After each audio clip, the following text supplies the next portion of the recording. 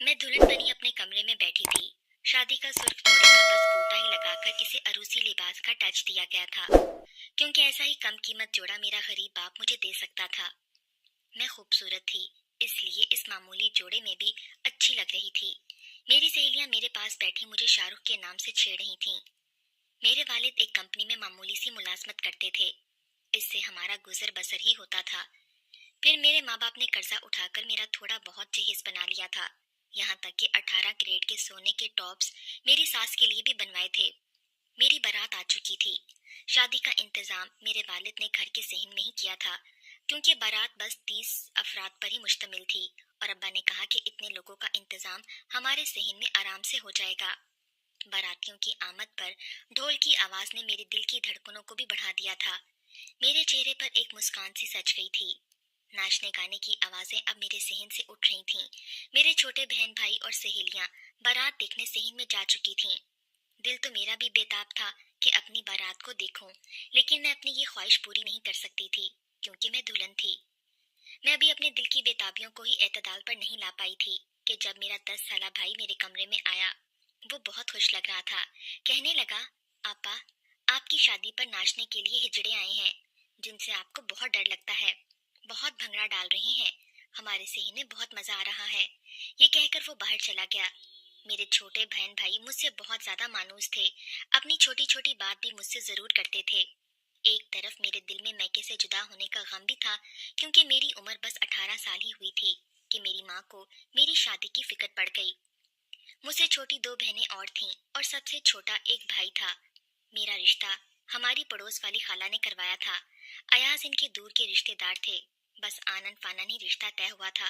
रिश्ता होते ही मेरी सास ने कहा कि हमारे यहाँ रिवाज है कि रिश्ता तय होते ही लड़के के घर वालों को जोड़े दिए जाते हैं। ये मेरी सास की पहली फरमाइश थी। मेरी माँ ने अपने कानों में पहने बुंदे बेचकर मेरे ससुराल वालों को अच्छे जोड़े दिए। इसके बाद तो जैसे ये सिलसिला ही चल पड़ा। मुनासिब सा फर्नीचर, जरूरत की हर चीज मेरे वालिद ने मुझे इधर उधर से कर्जा लेकर बनाकर दी थी, ताकि मेरी बेटी की ससुराल में इज्जत हो सके। मैं अपने वालिदैन की जितनी भी कदर करती उतनी ही कम थी। उन्होंने अपनी तरफ से कोई कमी नहीं छोड़ी थी। बाहर हल्ला गुल्ला हो रहा था और मेरा दिल यूं शादमा था। सारी रौनकें मेरे लिए मेरे आंगन में सजी हैं।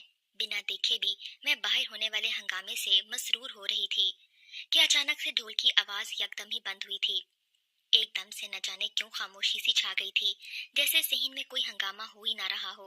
फिर मेरे ज़हन में आ जाने वाला ख्याल ने मुझे इत्मीनान सा दिया कि शायद निकाह शुरू हो चुका है।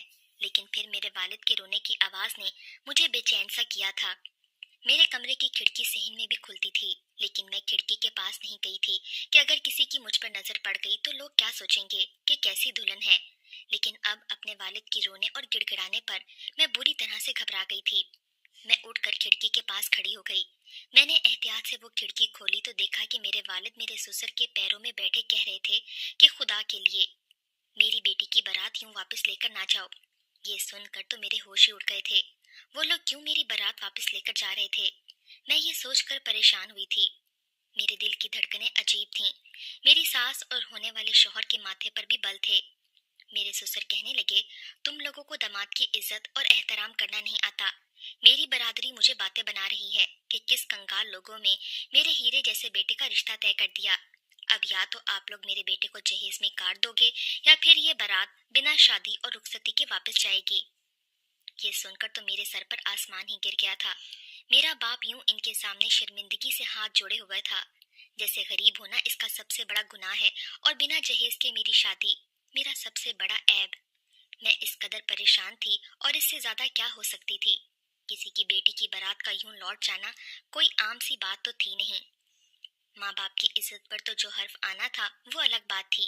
एक लड़की के मुंह पर जिल्लत का तमाचा था। दुनिया तो इसे करम जली बदनसीब कह कह कर ही मार डालती। इसका दोबारा रिश्ता होना मुमकिन नहीं था। सब यही कहते कि यकीनन लड़की में ही ऐब था, जो यूं बारात वापस लौट गई। और जो फरमाइश इन लोगों ने की थी, मेरा बाप अपने आप को भी बेचकर इनकी फरमाइश को पूरा नहीं कर सकता था।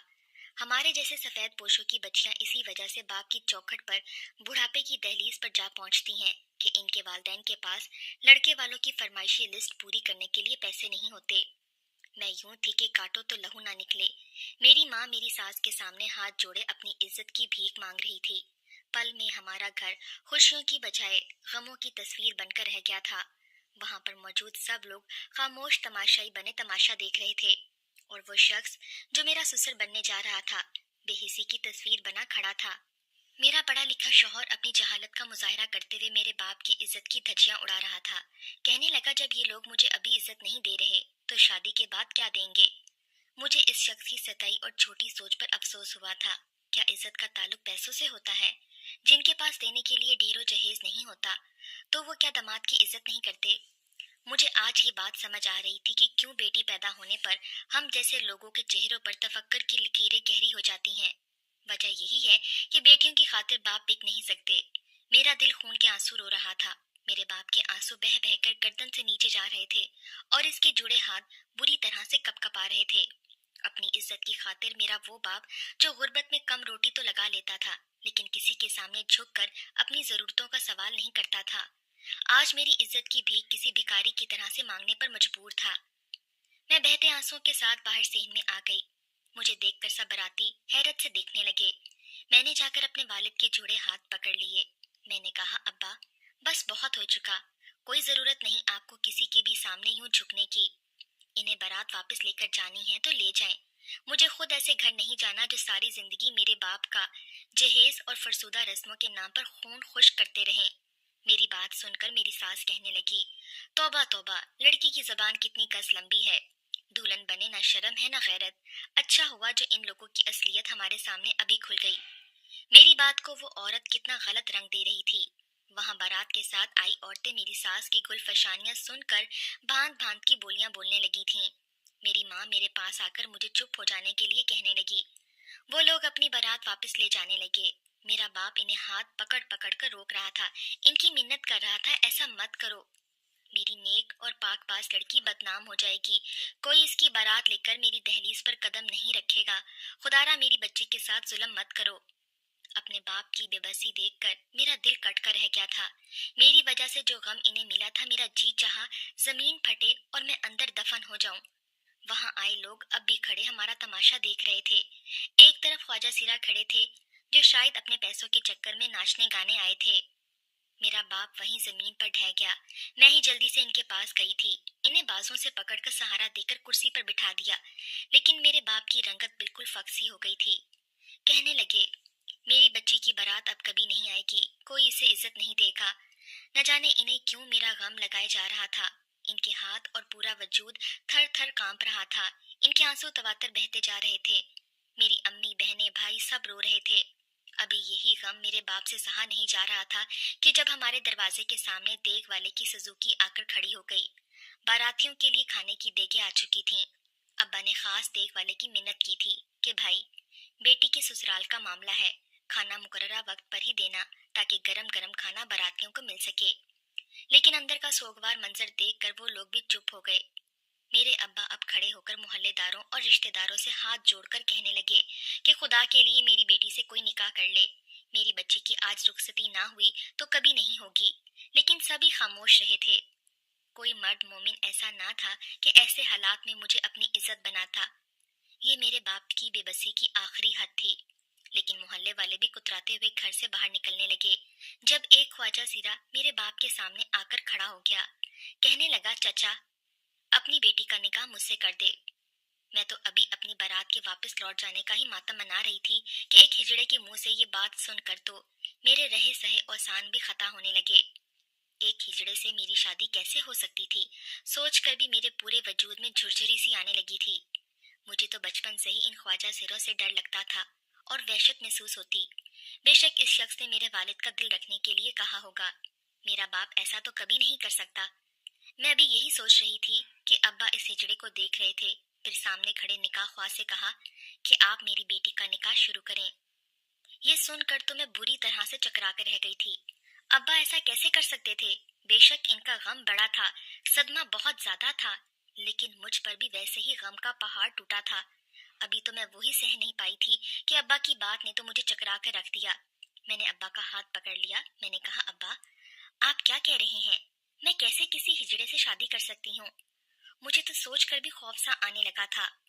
मुझे तो इनसे पहले ही खौफ महसूस होता था। मुझे याद आने लगा जब हमारा भाई पैदा हुआ था तो अब्बा ने घर पर हिजड़े निचवाए थे और मैं अपने कमरे का दरवाजा बंद करके खौफ के मारे अंदर बैठी रहती थी।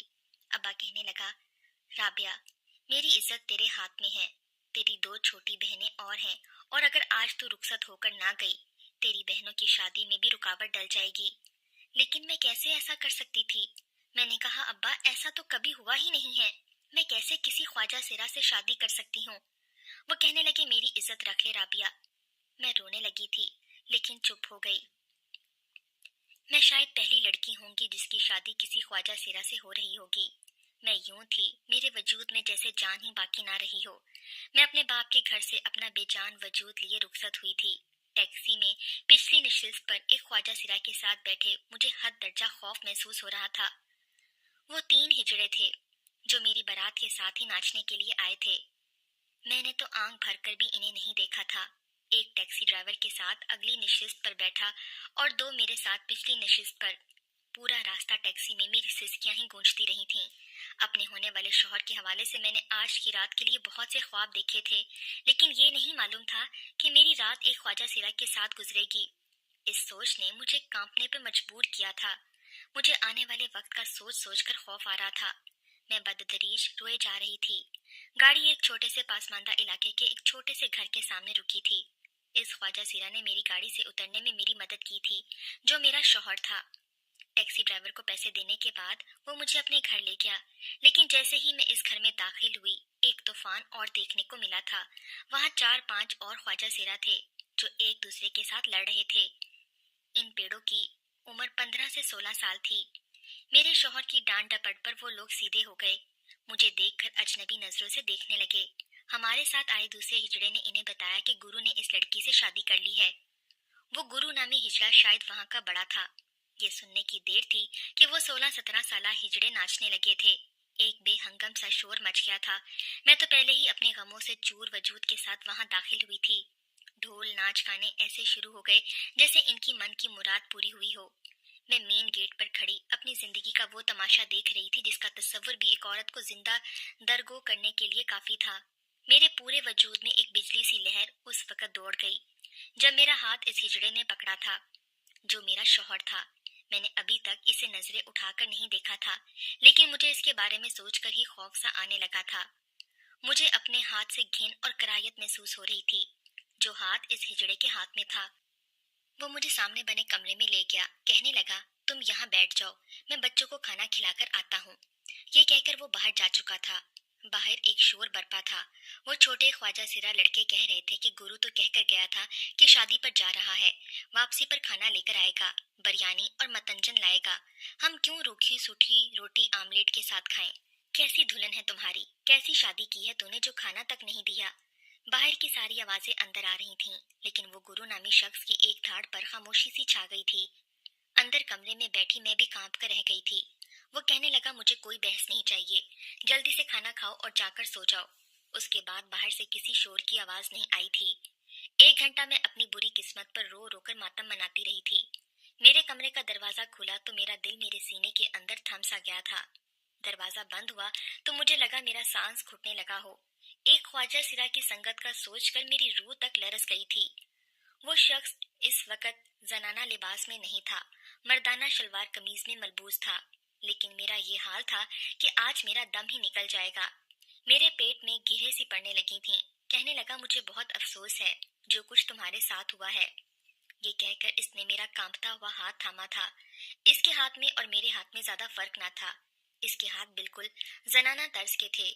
इसकी कुर्बत का सोचकर मेरी हालत मुतगय्यर सी होने लगी थी। मेरा तनफ्फुस बुरी तरह से चलने लगा था। मैं लंबे लंबे सांस भरने लगी थी। मुझे लगा मेरा दम घुट रहा है या मेरे वजूद से जान निकल रही है। मैं अपने होशो हवास खो बैठी थी। मैं बेहोश हो चुकी थी। बात ही ऐसी थी, कोई भी लड़की ऐसी सिचुएशन में या तो मर सकती है या फिर बेहोश हो सकती है। मैं भी बेहोश हो चुकी थी। जब मेरी आंख खुली तो मैं अकेली उस बेड पर मौजूद थी। वो शख्स जमीन पर बिस्तर बिछाए सो रहा था। मैंने पहली बार इसका चेहरा देखा था। शक्ल से वो लड़का ही लग रहा था, लेकिन औरतों की तरह से साफ शफाफ था। हाथ पांव की बनावट भी ऐसी ही थी। रंगत गोरी थी, कद भी दराज था। सर के बाल अलबत्ता मर्दों की तरह से छोटे थे। मैं उस वक्त भी उसी सुर्ख गोटे वाले लिबास में मलबूस थी। मैंने कमरे में मौजूद अलमारी खोलकर देखी तो बहुत से जनाना जोड़े रखे हुए थे। चूंकि मैं खिजड़े की बीवी थी तो मुझे कपड़े तो आसानी से मिल सकते थे। मैंने एक तल्ख हकीकत सोचा था, जो कि हकीकत थी। मैंने अपने कपड़े तब्दील किए और जब वॉशरूम से बाहर आई तो वो शख्स उठ गया था। मुझ पर इसने एक भरपूर नजर डाली थी कि इसकी बेबाक सी नजर पर मेरे पूरे वजूद में चूंटियां सी रेंगती हुई महसूस हुई थी। मुझे अपनी कैफियत पर हैरत हुई थी। वो मर्द तो था नहीं, लेकिन इसकी नजर ने मुझे गड़बड़ा कर रख दिया था। मैं सिमट कर बेड पर बैठ गई। वो सीधा वॉशरूम गया था। बाहर आते ही कमरे से बाहर निकल गया। थोड़ी देर बाद मेरे लिए एक गिलास दूध लेकर आया था। कहने लगा, इसे पी लो, तुम रात से भूखी हो। मुझे भूख तो बड़ी शिद्दत से लगी थी, लेकिन मैंने वो गिलास नहीं पकड़ा। वो शायद मेरा खौफजदा चेहरा देखकर मेरी कैफियत समझ गया था। कहने लगा, मुझसे डरो मत, मैं तुम्हें कुछ नहीं कहूंगा। चलो शाबाश, इसे पी लो, मैं तुम्हारे लिए नाश्ता बना देता हूँ। मेरे हाथ में वो दूध का गिलास देखकर वो बाहर निकल गया। मैंने घूंट घूंट वो दूध अपने अंदर उतारा था। फिर वो मेरे लिए नाश्ता ले आया। 2 दिन मैं कमरे में ही रही थी। इस शख्स ने मुझे वाकई कुछ नहीं कहा था, यहाँ तक कि मुझे छुआ तक नहीं था। वो मुझे कुछ नहीं कहता था, लेकिन इसकी नजरें मुझे उलझन में डाल देती थीं। अब मैंने किचन संभाल लिया था। मुझे हैरत इस बात पर थी कि जो कम उम्र ख्वाजा सिरा थे वो स्कूल जाते थे। मेरा शौहर इन्हें तालीम दिलवा रहा था। हालांकि जब भी वो वापस आते, इनमें एक दो रो ही रहे होते थे। कहते, क्लास की लड़के हमारा मजाक उड़ाते हैं, उस्ताद भी अजीब सी नजरों से देखते हैं। गुरु, तुम क्यों हमें स्कूल भेजते हो? हमारी सारी जिंदगी नाच गाना ही तो करना है, पढ़कर क्या करेंगे? लेकिन वो कहता कि मुझे तुम लोगों को तालीम दिलवानी है। तुम लोगों की बातों को अगर आज सह जाओगे तो जब तुम कल कुछ बन जाओगे तो यही लोग तुम्हें सलाम करेंगे। मुझे इस शख्स की बात ने हैरत में डाला था। वो 6 हिजड़े थे। 3 22 से 25 साल की उम्र के, 3 16 17 साल के। आहिस्ता आहिस्ता मुझ पर ये राज खुला कि वो शख्स बचपन से इनकी कफालत कर रहा है। दोबारा इस शख्स ने मुझे कुछ नहीं कहा था। वो 3 हिजड़े नाच गाने के लिए जा चुके थे और रात देर से लौटते। एक बार इस शख्स ने मुझे नए कपड़े भी लाकर दिए। मेरा वो बहुत ख्याल रखता था। हमारे दरमियान एहसास का रिश्ता था। मैं भी इसके सारे काम चुपचाप कर दिया करती थी। लेकिन एक बार जो कुछ मेरे साथ हुआ, मेरे होश उड़ गए थे। रात वो तीनों हिजड़े नाच गाने के लिए गए हुए थे जब पीछे दरवाजा जोर से बजा। जब मैंने पूछा कि आप कौन हैं, तो कहने लगा, दरवाजा खोलो, हम पुलिस वाले हैं। ये सुनकर तो मैं डर सी गई थी। मैंने दरवाजा खोला तो 2 नौजवान अंदर दाखिल हो गए। कहने लगे, हम इस मोहल्ले के बदमाश हैं। जब से हमें पता चला है कि गुरु ने एक लड़की से शादी कर ली है तो हमने सोचा कि वो किसी के काबिल है नहीं, तो क्यों ना हम ही तुम्हारी ख्वाहिश को पूरा कर दें। उस वक्त वो छोटे ख्वाजा सिरा भी सो चुके थे। मैं डर सी गई थी। मैंने कहा, निकलो मेरे घर से बाहर, वरना मैं शोर मचा दूंगी। लेकिन वो मुझे जबरदस्ती कमरे में ले गए। मेरे चिल्लाने से वो ख्वाजा सिरा उठ गए। वो मेरा दरवाजा बजाने लगे। वो नौजवान मेरी तरफ गलत इरादे से बढ़ रहे थे कि जब वो गुरु वापस आ गया, इसने इन नौजवानों को खूब मारा। कहने लगा, अगर दोबारा मेरी बीवी की तरफ आंख उठाकर देखा तो आंखें निकाल दूंगा। वो लोग भाग गए। वो बहुत गुस्से में था। पहली बार वो मुझ पर चिल्लाकर बोला कि तुमने दरवाजा क्यों खोला? खबरदार, जो मेरी गैर मौजूदगी में तुमने दरवाजा खोला तो। मैं पहले ही रो रही थी। इसकी डांट पर और भी रोने लगी। अपने कमरे में चली गई। रात जब वो कमरे में आया तो मैंने खफगी से अपना रुख बदल लिया। मेरा कोई कसूर तो था ना। जो कुछ मेरे साथ हुआ, मुझे हैरत ये देखकर हुई कि वो नीचे बिस्तर पर सोने की बजाय मेरे पास आकर बैठ गया। मुझसे कहने लगा कि वो एक लड़का है, हिजड़ा नहीं है। वो यतीम खाने में पला था, इसलिए तालीम हासिल ना कर सका। लेकिन पैदाइशी तौर पर इसके हाथ पांव लड़कियों जैसे थे। चेहरा भी ऐसा ही था। जब वो बड़ा हुआ तो लोगों ने इसे लड़का मानने और समझने से इनकार कर दिया था। इसे कोई काम पर नहीं रखता था कि तुम हिजड़े हो और जानबूझकर लड़का बने हुए हो। मुझे यही ठीक लगा, अपनी जिंदगी को ऐसे ही गुजार लूं और ऐसे नौजवानों की जिंदगी संवारूं जो हिजड़े हैं। इन्हें तालीम दिलवाकर एक अच्छा शहरी बनाऊं, ना कि कोई नाच गाने वाला। मेरी जिंदगी यूं ही गुजर रही थी, लेकिन तुम्हारी शादी पर तुम्हारे वालिद को रोता देखकर मुझसे रहा नहीं गया, इसलिए तुमसे निकाह कर लिया। लेकिन इससे पहले कि तुम्हें अपनी हकीकत बताता तुम बेहोश हो गई थी, इसलिए सोचा कि तुम्हें वक्त देना चाहिए। मैं इसकी बातें सुनकर हैरान हुई थी। वो शख्स एक बहुत अच्छा इंसान था, जिसका अज़म एक हिजड़े को अच्छी जिंदगी देना था।